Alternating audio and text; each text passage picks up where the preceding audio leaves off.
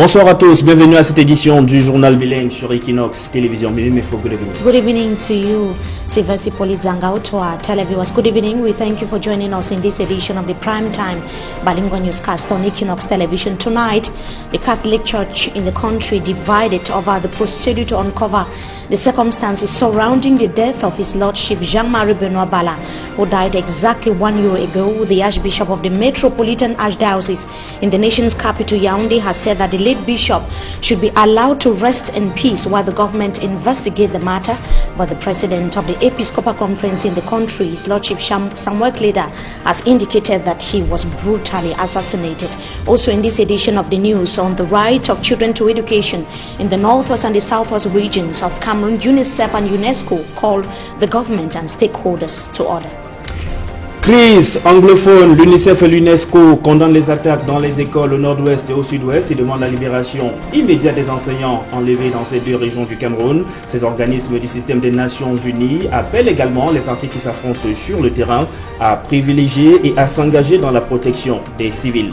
Cause de la mort de Monseigneur Jean-Marie Benoit Bala, des divergences se dessinent désormais dans les propos des archevêques de Yaoundé et de Douala, alors que pour Monseigneur Samuel Kleda, l'archevêque métropolitain de Douala, il faut continuer à persister sur la thèse de l'assassinat brutal de l'ancien évêque de Bafia. Monseigneur Jean Barga, l'archevêque métropolitain de Yaoundé, pour sa part, demande d'attendre le verdict judiciaire.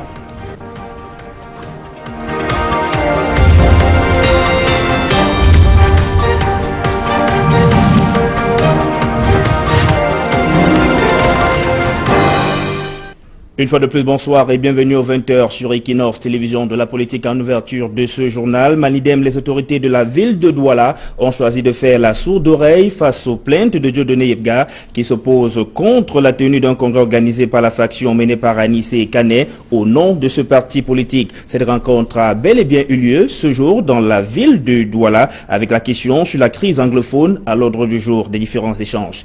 Le reportage de Steve Eboulé et Gladys Sidier.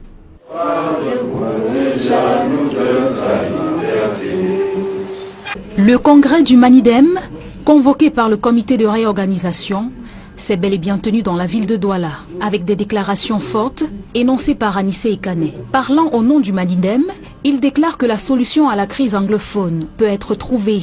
Rien ne peut justifier que des Camerounais prennent des armes pour diviser le pays.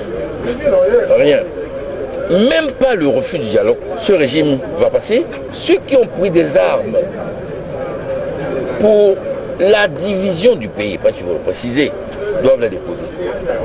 L'UPC a été contrainte au maquis. Elle n'a pas décidé de prendre des armes.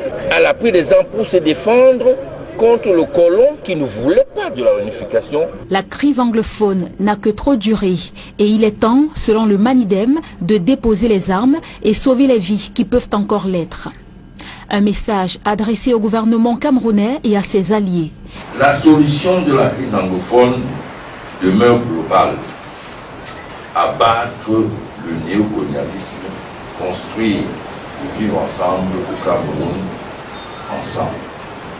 C'est pour cela que nous appelons de nouveau à un cessez-le-feu sans aucune condition des bandes armées sécessionnistes ou non.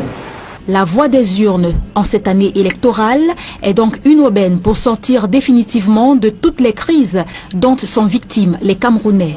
Et le Manidem reste ouvert à d'éventuelles coalitions avec les autres partis politiques de l'opposition. On pourrait établir des alliances avec ceux qui sont déjà candidats ou des plateformes qui sont en place, à défaut nous-mêmes d'être candidats. Mais on ne va pas aller en alliance avec un groupe, un candidat parce qu'il a de beaux yeux, il est passé à la télévision plusieurs fois, où il est allé à l'étranger, à Paris, à Londres, à New York.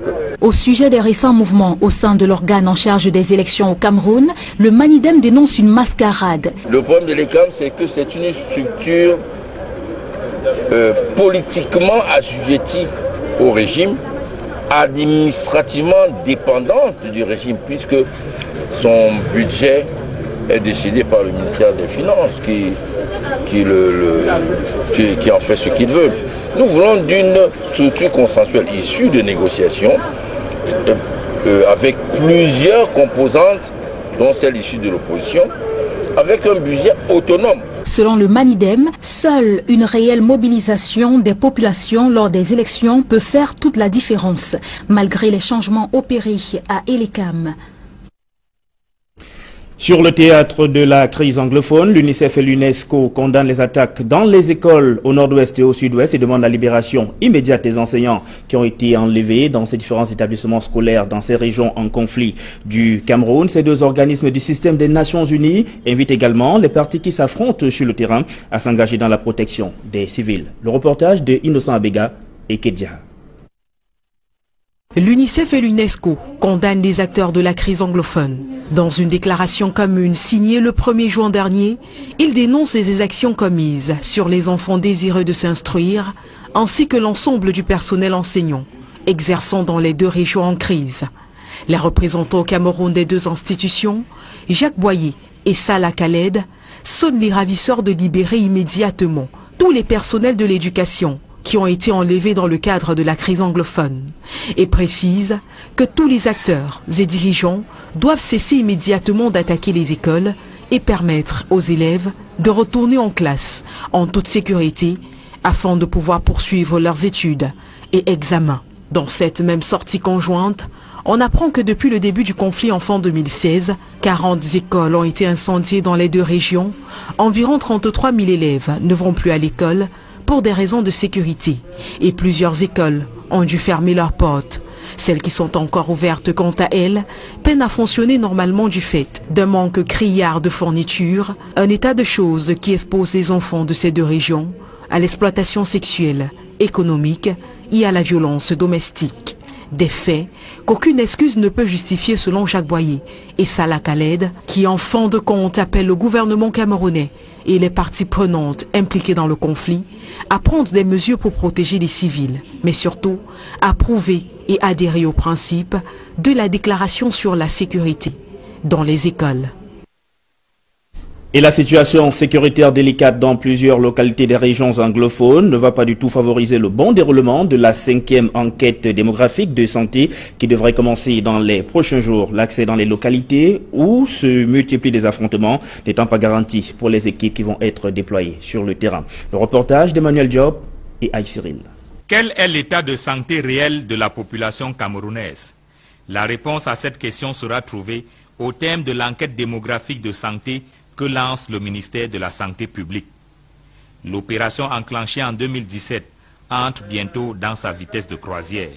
En fin d'année 2018, début d'année 2019, nous saurons donc si les efforts que nous engageons dans la lutte contre la mortalité maternelle, que ces efforts produisent de bons effets. Ça veut dire que le taux de mortalité diminue, de même que nous serons confortés en ce qui concerne le VIH ou le paludisme, ou même des maladies non transmissibles comme le diabète et la malnutrition qui causent beaucoup de problèmes dans notre communauté.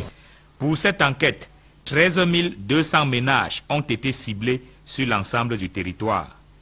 Mais pour cause de crise anglophone, il n'est pas sûr que les 17 équipes d'enquêteurs parcourent également les régions du nord-ouest et du sud-ouest, ce qui pourrait biaiser l'enquête. Nous souhaitons que les familles du nord-ouest et du sud-ouest puissent bien participer parce que le pays a besoin de connaître l'état de santé de toute sa population. L'Institut national de la statistique est l'organe technique qui mènera les opérations. L'INS reçoit du ministère de la Santé publique 16 véhicules flambants neufs qui lui permettront de mieux se déployer sur le terrain. Nous lançons donc maintenant cette autre enquête qui a démarré depuis 2017 et qui va entrer dans sa phase opérationnelle avec notamment l'arrivée de tous les équipements, y compris les véhicules qui ont été remis ce jour à l'Institut national de la statistique, qui est l'opérateur national et l'opérateur reconnu au niveau mondial pour ce type d'enquête. La dernière enquête démographique de santé au Cameroun a eu lieu en 2011. Celle de 2018 est la 5e du genre. L'opération coûtera environ 1,8 milliard de francs CFA. Les évêques commémorent le premier anniversaire du décès de leur frère, Monseigneur Jean-Marie Benoît Bala. Une messe a été dite à cet effet ce jour à Ebebda, cette localité du département de la Léquié, où la dépouille de l'ancien évêque de Bafia a été sortie des eaux du fleuve Sanaga le 2 juin 2017. Et sur les causes de son décès, la thèse d'un assassinat brutal continue de prospérer parmi les évêques. C'est un reportage de Joël Essingé et Gizogo. Des gerbes de fleurs jetées à l'eau par des prélats en hommage à Monseigneur Jean-Marie Benoît Bala. C'est l'image forte de la célébration eucharistique consacrée à cet évêque disparu de manière tragique il y a exactement 1 an à Ebebda, sur les berges du fleuve Sanaga. Toutes les fibres de notre corps résistent à l'idée de d'oublier ce qui s'est passé durant ces jours-là, entre le 31 et le 2. Nous avons voulu que la société en général et ceux qui sont en responsabilité de rechercher et de restituer la vérité, qu'ils sachent que l'effet du temps ne suffira pas nous faire oublier ce confrère. Effectivement, de par leur nombre élevé, les hommes d'église et les fidèles n'entendent manifestement pas tourner la page de ce jour noir.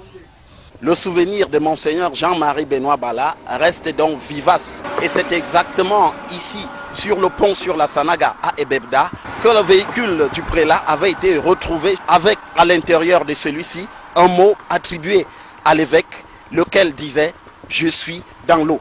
C'était ainsi le début de l'emballement de cette histoire qui aura provoqué une très forte émotion.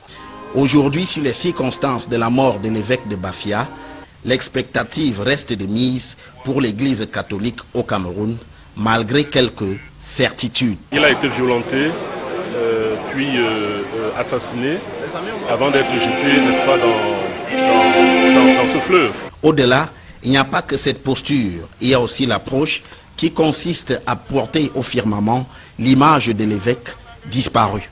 Sans vouloir se limiter uniquement aux récriminations, l'Église catholique à Bafia et la Conférence épiscopale nationale du Cameroun préfèrent mettre en avant la figure sacrificielle de Monseigneur Jean-Marie Benoît Bala à l'image de Jésus-Christ mortifié sur la croix.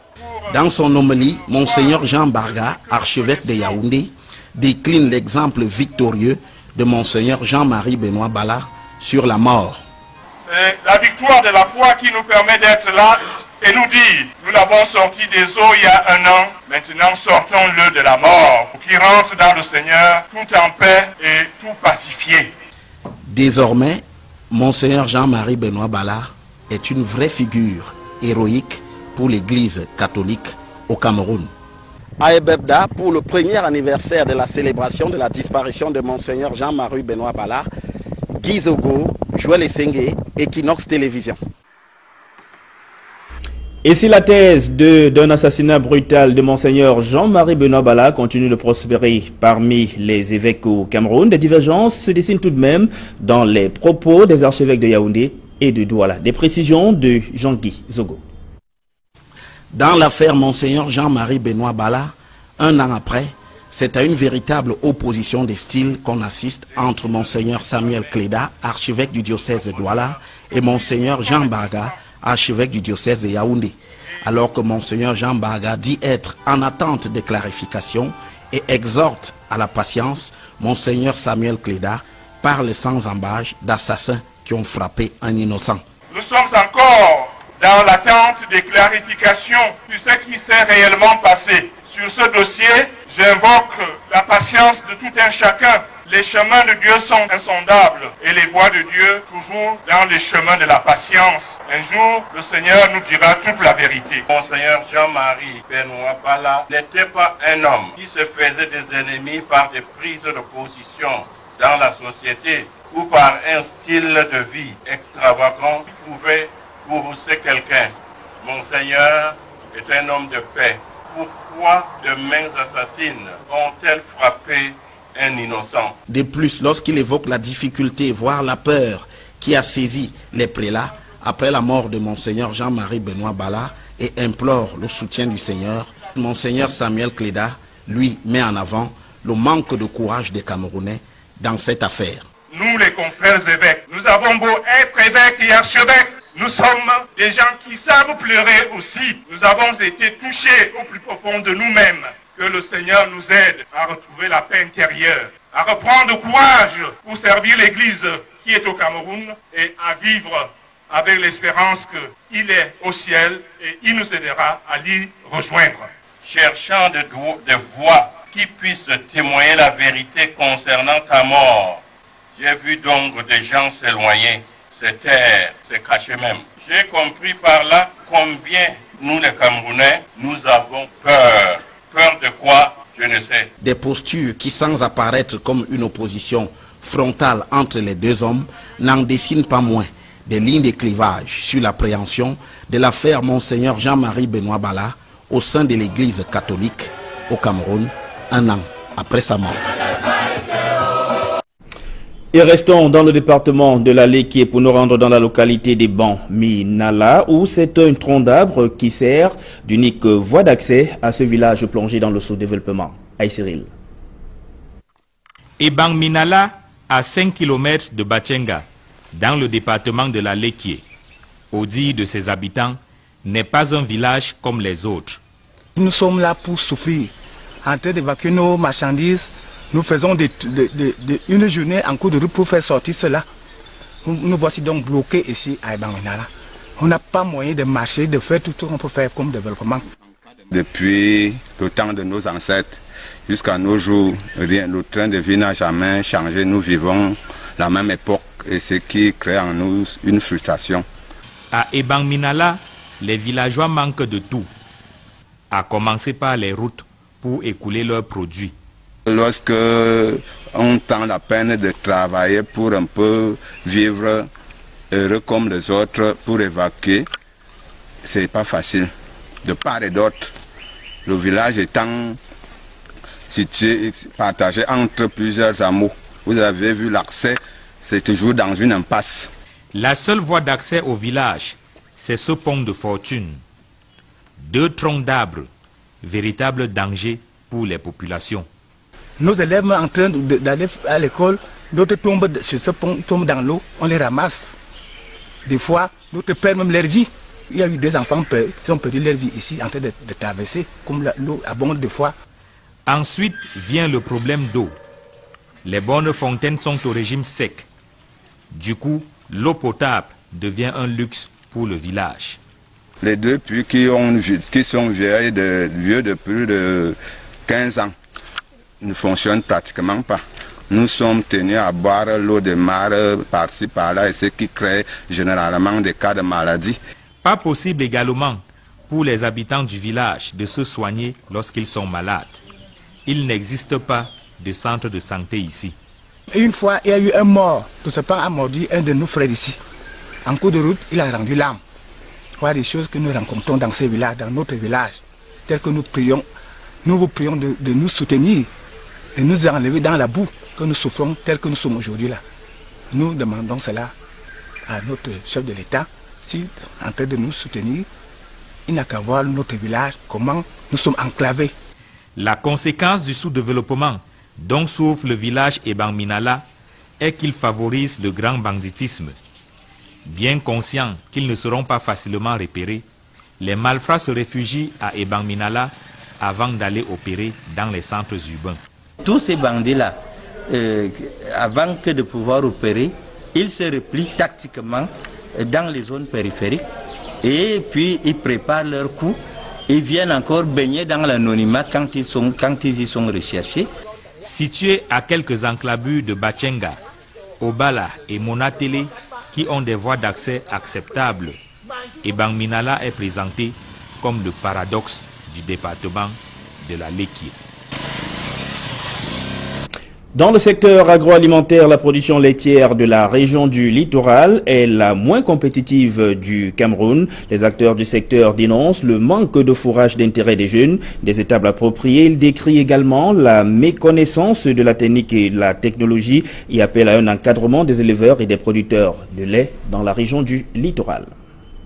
Je propose la réaction du délégué régional du ministère de l'élevage, des pêches et des industries animales pour le littoral. Elle est quasiment nulle dans notre région, mais nous pensons qu'avec les actions de sensibilisation qui sont actuellement menées, cette production va effectivement prendre de l'envol. Pourquoi? Parce que nous avons déjà des jeunes qui s'installent dans notre région et qui font dans la production laitière avec de très bons résultats. Donc nous profitons de cette occasion pour inviter d'autres jeunes également de pouvoir savoir que la production laitière est une niche d'emploi, mais une niche également où on peut créer de la richesse et faire sa vie là-dedans. Déjà, le littoral n'a jamais été une région pastorale par excellence, ce qui fait qu'actuellement tous ceux qui sont en train de s'implanter le font en stabulation libre ou entravée. Ça veut dire que les vaches sont dans des enclos et les aliments leur sont apportés directement pour pouvoir optimiser cette production laitière. Nous pensons qu'avec la vision que notre chef de département ministériel a actuellement, de pouvoir faire des ceintures laitières tout autour des grandes villes, les jeunes peuvent réellement s'y impliquer de telle manière que nous puissions avoir de la production de lait frais en quantité, en qualité, pour le bonheur des populations. Et c'est la fin de la première partie de ce journal. Maybe before you have the second part. Thank you once again, Sivasipoli Zangao, to our televiewers. We welcome you to join us in this second segment of the news. We begin right away on a sad note. A heavily attended Eucharistic feast has held at the banks of the Ebebde River in Bafia, central region of Cameroon, where the remains of His Lordship Jean-Marie Benoit Bala were retrieved 1 year ago. The entire Catholic family and sympathizers were present to recall the shocking circumstances that led to the death of the prelate. The president of the National Episcopal Conference, His Lordship Samuel Kleda, has maintained that the late Bishop of Bafia was brutally assassinated 1 year after his passing. It is still unclear who masterminded his death. On his part is the Archbishop of the Metropolitan Archdiocese in Yaoundé. His Lordship Jean Baga said that his soul should be allowed to rest while the government investigates the matter. Last year, Catholic bishops said that they knew the killers of His Lordship Jean-Marie Benoit Bala and urged the government of Cameroon to do its job. The remains of His Lordship Jean-Marie Benoit Bala were retrieved from the Ebebde River. That was 2 days after he went missing, an incident which occurred exactly 1 year ago. The prelate being remembered in a ceremony that took place in Yaoundé today. Now, journalists in Cameroon are still mourning the death of their colleague Ella Geoffrey, editor-in-chief of the Sun newspaper, who died. That was last month in an accident which occurred in the town of Limbe, southwest region of Cameroon. Ella Geoffrey has finally been laid to rest in his native Nkinko village in Bangem, Kupe Maningoba division of the southwest region of Cameroon. It was an emotional atmosphere at the Limbe hospital yesterday as his mortal remains were being removed from the mortuary. Derek Jato captured the emotions and tells us more in this report.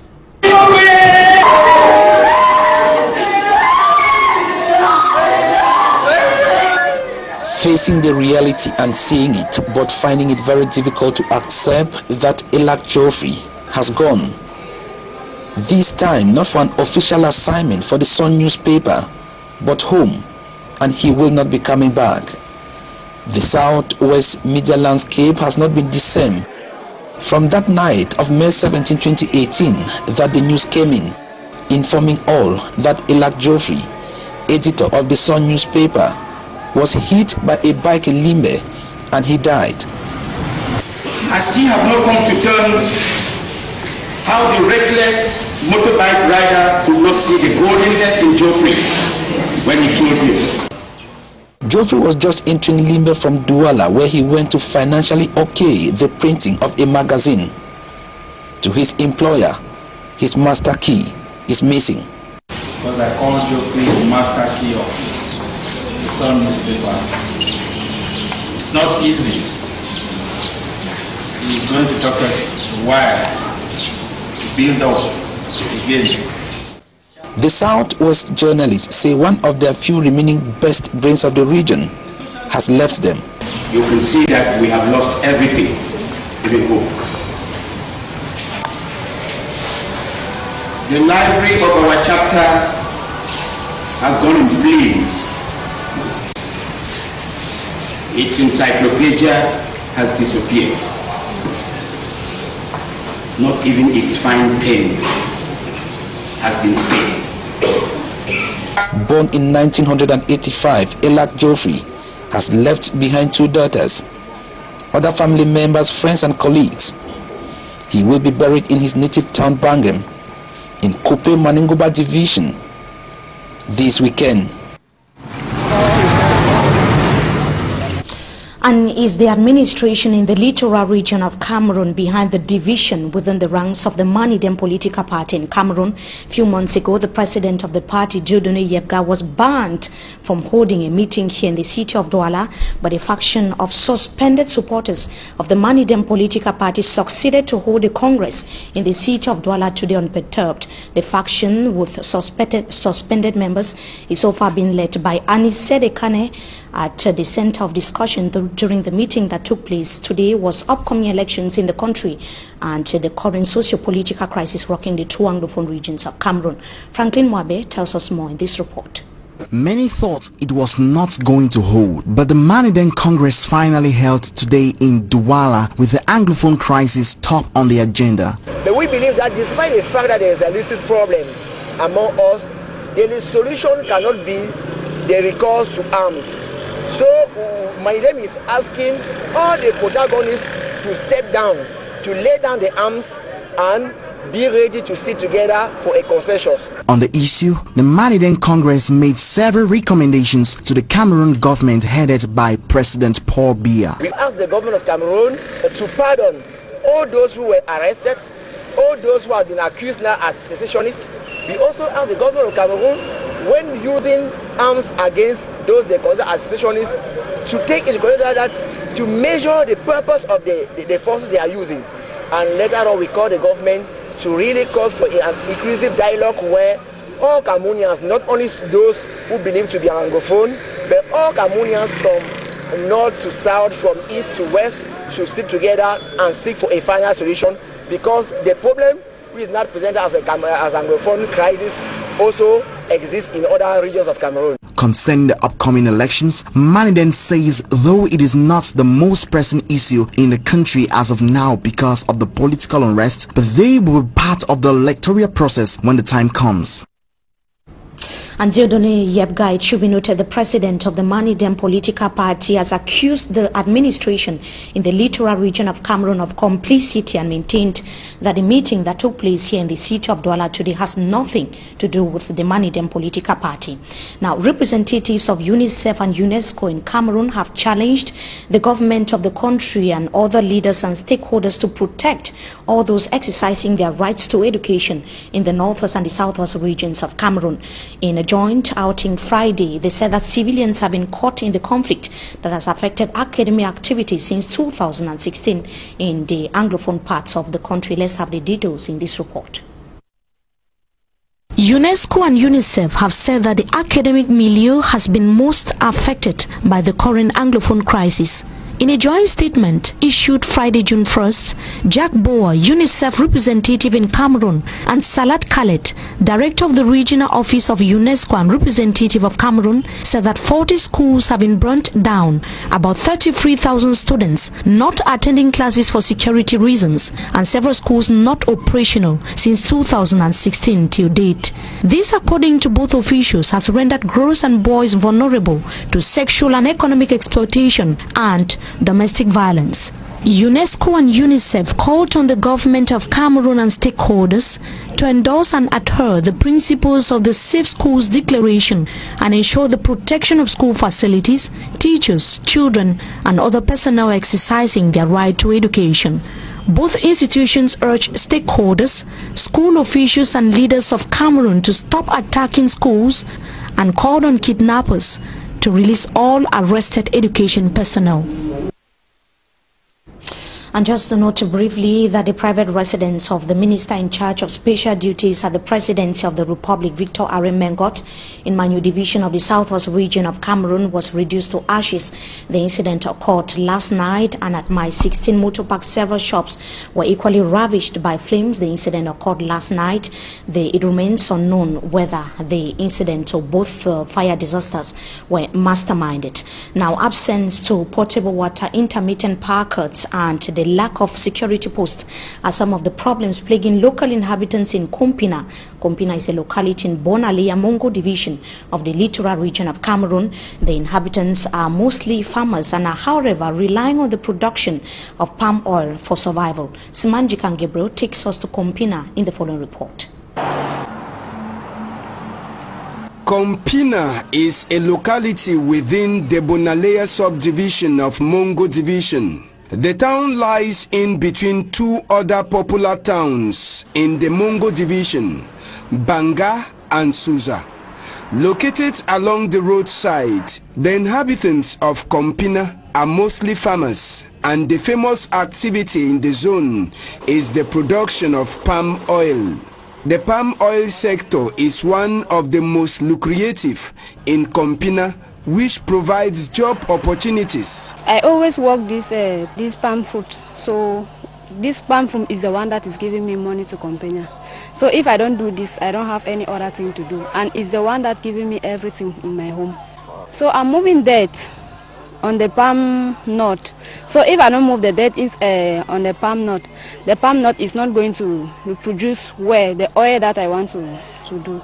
Let me just say per month, I can receive 200,000 for it. For the palm oil to be consumed, it must go through several steps. I want just to remove the water and empty the cask to make it clean, so that because when we want to Kumbanga, we have to move all it, remove the sand, remove everything as dirt inside it. When we finish removing it now, we to carry the nut to fill it inside the cask. And take us about 3 hours. Boil very well. After grinding it, there's a track that oil is coming out different. The chaff is going out different. Notwithstanding the money generated by the palm oil sector, there are some challenges with the sector. The head of a palm oil production unit explains. We are pleading with the state to look for means to rehabilitate our roads.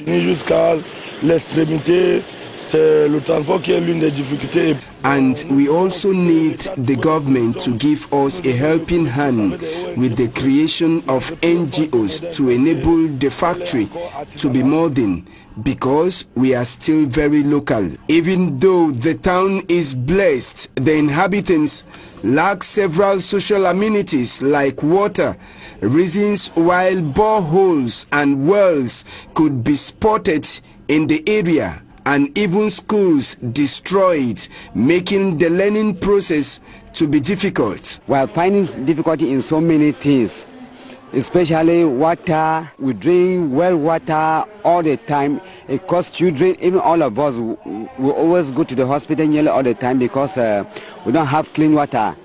And then we don't also have light. At times you can enjoy light for 2 days or 3 days. You will make a month or 3 weeks like that, you cannot even see a light. And then there's a lot of thieves, criminals in the area.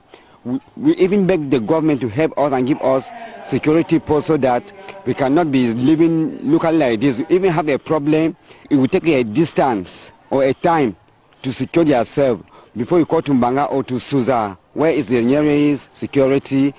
You have already found yourself into a position that if you are not careful, you cannot be secured. Apart from the palm oil that generates money to the inhabitants, decomposed cassava transformed into fufu and kumkum also keeps most persons very busy. Kompina, however, needs a security post to arrest urgent security matters and a payment point for water and electricity bills, to ease the sufferings of the inhabitants who must go either to Suza or Mbanga to pay their bills or report security issues. And the war against the use of non-biodegradable plastic seems to have failed in Tiko subdivision and other parts of the southwest region of Cameroon. The product is still being smuggled into Cameroon and sold successfully into the black market. How are officials fighting against the phenomenon? Derek Jato went finding out. He tells us more in this report. The war against non-biodegradable plastics is far from over. Before they were not aware that plastic is dangerous, now everybody is aware. For me, that's the first step and even the most important step. And the presence of this unwanted material on our street is interpreted by many that this enemy of the environment is having an upper hand in this campaign. As you can see, this thing destroyed the topsoil. In prelude of the 2018 World Environment Day, the Southwest Regional Delegation of Environment is starting her week-long activities here in Tiko Subdivision. Tiko also have the mangrove. We have the mangrove, that's Matanda, these trees that we have here. As you see these trees, that's where marine animals go and reproduce. And if we dump this waste and where do they end? Everything from Boya, they all end here in Tiko. This Tiko port is also one of the trouble spots in the region. Mr. Seth Ekwati Songe, Southwest Regional Delegate of the Environment, says this Tiko port is an entry window of the non-biodegradable plastics. Of the main entry when it comes to plastic in Cameroon, because Nigeria is the main provider of those thin plastics in Cameroon. So we cannot send spares without coming to Tiko, which is the main interest. Being in the know, yet the plastics are still seen in Cameroonian market is an indication that someone somewhere is not doing his or her job. This day too, and the Southwest Regional Delegation of Environment is cleaning up the Limbe Beach. Environment is a matter of common interest. Everybody can also give a citizenship action for our beach to be clean and for the pollution through plastic to be reduced in our town. The World Environment Day is celebrated every 5th day of June, and it will be celebrated this year under the theme Beat Plastic Pollution. What they're actually doing here, we are recycling some plastic lids, from new containers. And that brings us to the end of this edition of the Bilingual Newscast on Equinox Television. Viewers, so thank you so much for joining us. Wishing you a blessed weekend in the company of our programs. C'est Vassi Polizanga, très bon week-end à vous. Bon week-end à vous, mesdames, messieurs, c'est ici que nous mettons un terme à cette édition du journal bilingue sur Equinox Télévision. Restez en compagnie de nos programmes qui se poursuivent.